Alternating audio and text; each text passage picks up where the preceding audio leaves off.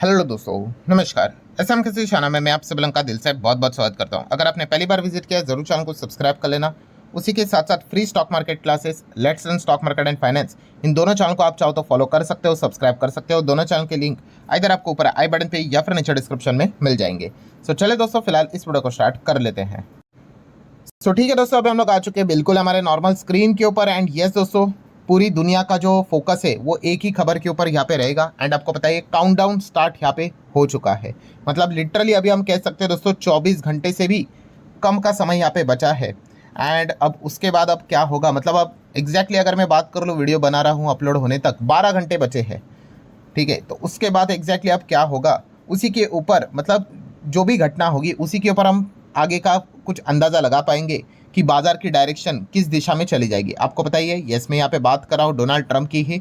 तो ट्रंप आप सभी लोगों को यहाँ पे पता ही है कि उन्होंने अपना जो ट्रुथ सोशल है वहीं पे टाइम लिख कर बता दिया है कि ईरान के पास कितने तक का टाइम है, ट्यूसडे 8 PM ईस्टर्न टाइम के हिसाब से। और ईस्टर्न टाइम मतलब अगर हम हमारे इधर के टाइम की बात कर ले तो इंडियन टाइम के हिसाब से तो बुधवार सुबह के 5:30 बजे, मतलब कल के दिन की अगर हम बात कर रहे हैं दोस्तों, सुबह 5:30 बजे यहाँ पे मतलब फैसला लेंगे ट्रंप कि अगर ईरान ने उनकी कंडीशन नहीं मानी, तो कंडीशन नहीं मानी मतलब स्ट्रेट ऑफ हॉर्मुज को अगर ओपन नहीं किया, तो फिर वो इसके बाद उन्होंने जैसे पहले वार्न करके रखा हुआ है वो क्या करेंगे, पावर प्लांट को टारगेट करेंगे।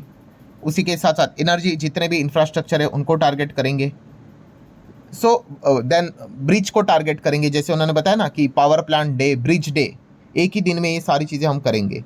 सो वो एक्चुअल में करेंगे कि नहीं वो तो मतलब अभी सुबह 5:30 बजे ही पता चलेगा, क्योंकि ईरान की अगर बात कर ले लग तो नहीं रहा है कि वो स्ट्रेट ऑफ हॉर्मुज को यहाँ पे ओपन करेगा। बट पॉइंट क्या है, पॉइंट यही है भाई कि बाजार को जो चीज़ बिल्कुल पसंद नहीं होती है, अनसर्टिनिटी, उसी में ही चीज़ें हम लोग को बैक टू बैक देखने को यहाँ पे मिल रही है। सो अभी अगर हम लोग प्रेडिक्शन मार्केट की भी अगर हम लोग यहाँ पे बात कर ले, ठीक है, तो यहाँ पे यही चीज़ें चल रही हैं कि आज रात यहाँ पे अटैक होगा या नहीं होगा, या फिर ट्रंप यू टर्न यहाँ पे लेंगे। वैसे आपको क्या लगता है, आप अपनी राय कमेंट सेक्शन में यहाँ पे रख सकते हो। हालांकि अगर हम लोग यहाँ पे बात कर ले दोस्तों, तो अभी एक लेटेस्ट अपडेट हमारे सामने आते हुए देखने को यहाँ पे मिल रही, किसके ओर से, इसराइल के ओर से। यस, इसराइल ने यहाँ पे साफ साफ चेतावनी दी है किनको, ईरान के नागरिकों को, कि अगर आपको ट्रैवल करना है तो ट्रेन से ट्रैवल करना अवॉइड कीजिए, don't travel by train today. So Israel warned Iranians, क्यों, ऑब्वियसली उनका नया टारगेट अब यहाँ पे ट्रेन ही रहने वाला है।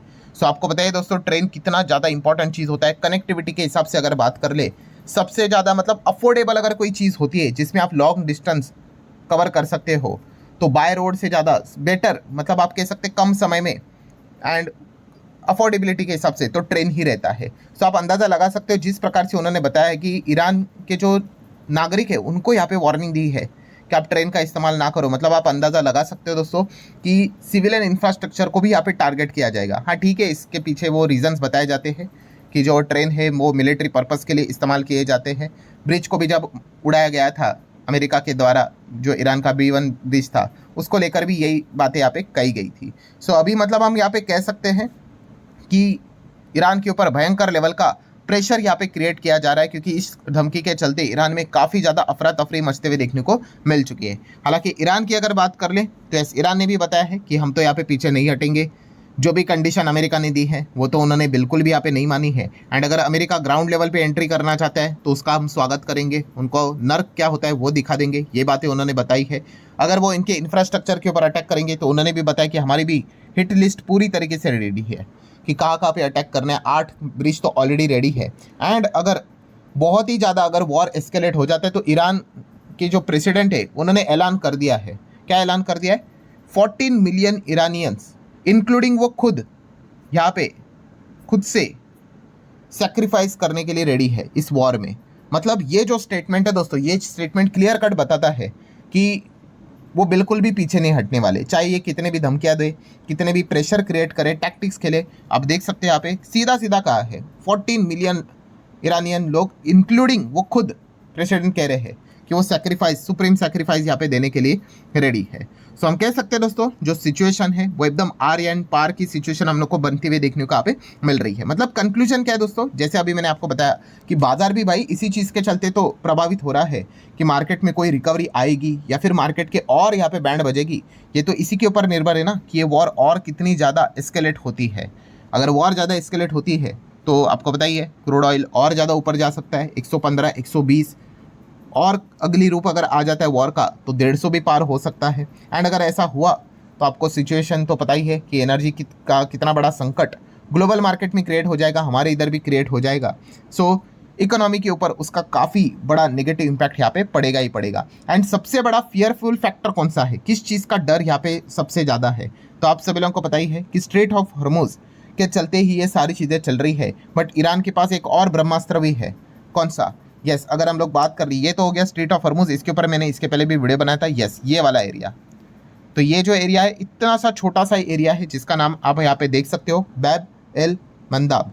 सो ये एरिया है जिसको एक्चुअल में एक दूसरे नाम से पुकारा जाता है, वो नाम है गेट ऑफ टीयर्स। ठीक है, जैसे कि नाम से ही पता चल जाता है कि यहाँ पे मतलब ये अगर गेट अगर बंद हुआ तो लिटरली पूरी दुनिया यहाँ पे रो सकती है, इतना ये इंपॉर्टेंट पर्टिकुलर एरिया है।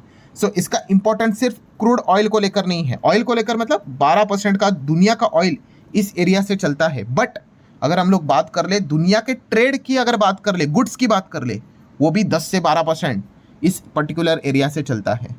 सो आप अंदाज़ा लगा सकते हैं दोस्तों, अगर ये एरिया यहाँ पे बंद हुआ एंड इस एरिया की अगर बात करें तो येमेन के जो हुतीज़ है उनका बहुत कुछ यहाँ पे सिग्निफिकेंट इन्फ्लुएंस यहाँ पे रहता है, डायरेक्टली इनडायरेक्टली। मतलब क्या कि वो यहाँ से जो भी शिप्स जाएंगी उनको ऊपर अटैक करना स्टार्ट करेंगे। ईरान का आपको पता ही है, वो प्रॉक्सी से रिलेटेड ये चीज़ें बताई जाती हैं कि वो इन्हीं को सपोर्ट यहाँ पे करते हैं। सो ये सारी चीज़ें के चलते क्या हो जाएगा, वहाँ से भी शिप्स पास होना बंद हो जाएगी। सो आप अंदाज़ा लगा सकते हैं फिर किस लेवल का कैओस यहाँ पे मच जाएगा। एंड यही सबसे बड़ा हम यहाँ पे कह सकते हैं, ईरान जो ये फाइट लड़ रहा है, ईरान इकोनॉमिकली ही यहाँ पे क्या कर सकता है, इन चीज़ों को डिस्टर्ब करके अमेरिका को पीछे ढकेल सकता है। ठीक है, वैसे तो वो जीत नहीं सकता, मतलब अमेरिका की दर है आपको पता है इतना दूर। ठीक है, एंड ईरान यहाँ पे जितना मतलब क्या इकोनॉमिकली जितना डैमेज हो सकता है वो चीज़ें करेंगे। इस चीज़ के चलते अमेरिका के ऊपर भी प्रेशर क्रिएट हो जाए। आप देख सकते हो स्ट्रेट ऑफ हॉर्मुज को लेकर ट्रम्प के ऊपर कितना प्रेशर क्रिएट हुआ है। हर ट्वीट में वो SOH के बारे में ही बात करते हैं कि ओपन करो, चाहे वो अपना स्टेटमेंट कुछ भी बोल दे कि हमें फ़र्क नहीं पड़ता है ऑल दैट। बट इसी चीज़ के चलते हम यहाँ पे कह सकते हैं सारा युद्ध यहाँ पे हम लोग को फोकस होते हुए देखने को मिल रहा है। एंड अगर ये पर्टिकुलर एरिया अगर यहाँ पे ईरान ने अपने प्रॉक्सीज के चलते अगर बंद करवा दिया तो लिटरली लेने के देने पड़ जाएगी। आप अंदाज़ा लगा सकते हो कि ऑलरेडी स्ट्रेट ऑफ हॉर्मुज यहाँ पे बंद है और ये भी बंद, तो दुनिया में ऑयल से रिलेटेड कितनी ज़्यादा दिक्कत हो जाएगी आप अंदाज़ा लगा सकते हो। तो क्या ये एरिया बंद हुआ तो क्या दूसरा एरिया नहीं है? डेफिनेटली है, बट वो दूसरा एरिया के लिए आपको पूरा ऐसा गोल घूम के जाना पड़ेगा फिर। ठीक है, लिटरली आप कह सकते हैं ये जो एरिया है ना, अगर उसको अवॉइड करके अगर आप ये एरिया अपनाओगे तो 10 से 14 दिन का एक्स्ट्रा समय लगता है। 2 हफ्ते का समय मोटा मोटी पकड़ लो। और वो 2 हफ्ते का समय मतलब ऐसा नहीं है कि सिर्फ टाइम का समय, भाई ईंधन भी लगता है, इतना सब कुछ फ्यूल लगता है, इतना गोल घूम के जाना है। ठीक है, टाइम कितना मतलब सप्लाई चेन लिटरली डिस्टर्ब हो जाएगी। ये जो पर्टिकुलर एरिया है ना, सुएज कैनल, ठीक है, मतलब आप देख सकते हैं इतू से एरिया से ये सारी चीज़ें होती है और यूरोप तक जाती है। सो इसके ऊपर भी ईरान का मजबूत कंट्रोल है। एंड इसीलिए ये अगर चीज़ें नहीं होती ना तो ट्रम्प बहुत एग्रेसिवली आगे जाते हैं। उनको पता है कि अगला जो उनका नेक्स्ट कदम जो रहेगा वो इस पर्टिकुलर एरिया को भी बंद करवा सकता है। एंड अगर ये बंद हुआ तो सिचुएशन मतलब भूल जाओ, फिर बाजार को तोड़ना बियर वालों के लिए काफ़ी आसान होगा। और ये मत कहना कि सिर्फ हमारा मार्केट नहीं, पूरे दुनिया भर के बाजार को यहाँ पे बियर वाले फिर तोड़ देंगे अगर गेट ऑफ टीयर्स अगर बंद हुआ तो ये सबसे बड़ा एक फियरफुल फैक्टर हम लोग को देखने को मिल रहा है कि अगर वॉर अगर ज़्यादा एस्केलेट हुई तो ईरान के पास ये वाला भी एक ज़बरदस्त ऑप्शन अवेलेबल है, जिस चीज़ के चलते वो क्या कर सकते हैं, अमेरिका के ऊपर, वेस्टर्न कंट्रीज़ के ऊपर, यूरोप के ऊपर, जो भी अमेरिका का इस चीज़ में उनका साथ दे रहा है उनके ऊपर प्रेशर क्रिएट यहाँ पे कर सकता है। और इसमें होगा क्या दोस्तों, इवन दो कोई भी कंट्री न्यूट्रल रह रही है, ईरान के साथ उनकी फ्रेंडली रिलेशन है, अल्टीमेटली उनको भी इस चीज़ का खामियाजा यहाँ पे भुगतना ही पड़ेगा। अब स्ट्रेट ऑफ हॉर्मुज के चलते क्या हमें नुकसान नहीं हो रहा है, क्या हमें ऑयल सस्ता मिल रहा है? बिल्कुल भी नहीं, हमें भी उसी दाम में मिल रहा है। सो ये दिक्कतें यहाँ पे हो जाती है। एंड फिलहाल की अगर हम लोग सिचुएशन की बात कर ले तो एक दूसरे को धमकाने की चीज़ें हम लोग को चलते हुए देखने को मिल रही है। अब एग्जैक्टली आगे क्या होगा, तो जैसे कि आपको मैंने बताया कि अमेरिका के टाइम के हिसाब से रात के 8 बजे और हमारे टाइम के हिसाब से कल के सुबह के 5:30 बजे, इसी पे ही पता चलेगा। इनके ऊपर ही है कि ये क्या एक्शन लेते हैं, उसके ऊपर उनका रिएक्शन तय होगा। ठीक है, अगर ये कोई नया डेट दे देते हैं, अगेन कुछ अलग चीज़ें यहाँ पे कर लेते हैं, ठीक है, वो तो बाद में पता चल जाएगा कि फिर एग्जैक्टली फिर बाजार किस मोड पे यहाँ पे चला जाता है। मतलब पॉइंट यहाँ पे क्या है दोस्तों, यस, प्योर अनसर्टेनिटी, ठीक है, जिसके ऊपर ना तो आपका कंट्रोल है ना तो मेरा कंट्रोल है, हमें बस वेट एंड वॉच यहाँ पे करना है। तो यही चीज़ें देखने को मिल रही है। बट जिस प्रकार से इजराइल भी यहाँ पे धमकी दे रहा है कि ट्रेन को यहाँ पे उड़ाएंगे, तो आप अंदाज़ा लगा सकते हो कि सिचुएशन कितनी हम लोग को टफ देखने को मिल रही है। तो लेट्स सी अब यहाँ पे क्या होता है, अल्टीमेटली वो तो सुबह ही यहाँ पे पता चलेगा, उसी के ऊपर हर किसी का फोकस यहाँ पे रहना चाहिए। सो आशा करता हूँ दोस्तों अभी तक का जो भी जितना इंपॉर्टेंट पॉइंट्स था वो सारे मैंने आप लोगों के सामने रखे। अगर कोई और लेटेस्ट अगर अपडेट आएगा तो मैं आप लोगों को इन्फॉर्म करवा दूंगा। वीडियो हेल्पफुल लगा होगा, आप चाहो तो लाइक एंड शेयर कर सकते हो। मिलते हैं नेक्स्ट वीडियो में, तब तक के लिए बाय बाय।